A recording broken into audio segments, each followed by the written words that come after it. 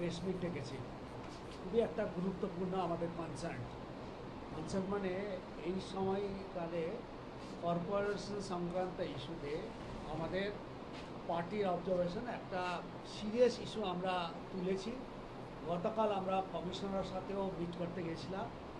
আপনারা জানেন 19 জুন যখন মেয়র রিজাইন করেন, একাধিক কাউন্সিলর রিজাইন করেন, তারপরে ইমিডিয়েটলি 3 দিন পরে অ্যাডমিনিস্ট্রেটর এখানে নিযুক্তি করা হলো 22 জুন সম্ভব।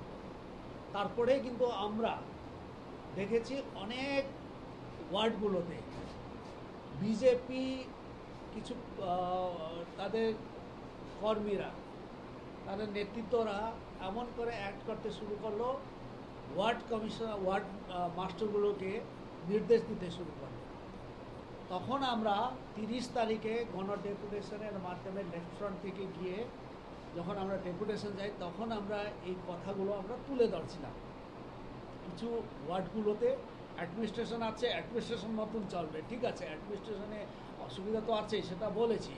কখনই একজন অ্যাডমিনিস্ট্রেটর সমস্ত 47 ওয়ার্ডে সাবস্টিটিউট হতে পারে না, জনপ্রতিনিধি হতে পারে না।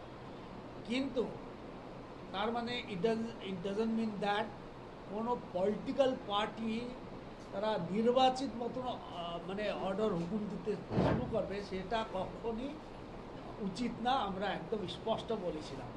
তারপরে আমরা দেখলাম গত 3রা অগস্ট বিজেপি একটা লিস্ট বের করেছে, তাদের কোথায় কোথায় কোন কোন ওয়ার্ড ধরে ধরে কি বলে, ওই কোঅর্ডিনেটর না কি বলে, তারা আজকে দিনে দাঁড়িয়ে যারা অ্যাপয়েন্টমেন্ট করেছে বিজেপি পার্টি তাদের ক্যাডার হিসাবে এমন অ্যাক্ট করতে শুরু করেছে, মনে হয় তারাই নির্বাচিত প্রতিনিধি।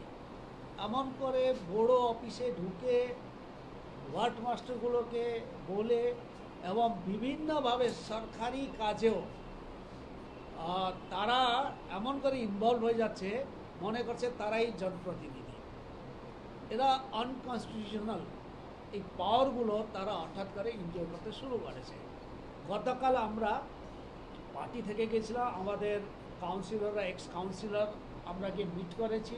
আমরা পরিষ্কার করে বলেছি, এইভাবে আনকনস্টিটিউশনাল ইলিগাল কোনো রাজনৈতিক দলে, কোনো অ্যাপয়েন্টেড রাজনৈতিক পার্টি লিডার ক্যাডার এইভাবে সরকারি কাজে দখলন্দাজ করতে পারবে না। বিষয়গুলোকে নিয়ন্ত্রণ করছে। আমাদের সম্পাদক কালকে সেইখানেও বলে এসেছে, আমরা বলেছি কি না, এটা আমরা মেনে নিব না। পলিটিক্যালি আমরা রাস্তাতে, ওয়ার্ডেও আমরা এই চ্যালেঞ্জটাকে আমরা ফেস করব, আমরা বুঝে নিব, আর আমরা আইনি ব্যবস্থাও নিব। যারা, যে আধিকারিকরা, যে এসিরা, যে স্যানিটারি ইন্সপেক্টররা গিয়ে যোগাযোগ করছেন, এই যে আমাদের কাছে আছে, আমরা ফটোজ আমরা জোগাড় করেছি, আমাদের আরও এভিডেন্স আমরা জোগাড় করেছি, তারা তাদের লেটার পেডে রিকিউজিশন চাচ্ছে, বেলচা লাগবে, অমুক লাগবে, তমুক লাগবে, আর সেটা ইন্ডোর্স করা হচ্ছে, সেটাকে কর্পোরেশন কগনিজেন্স নিচ্ছে।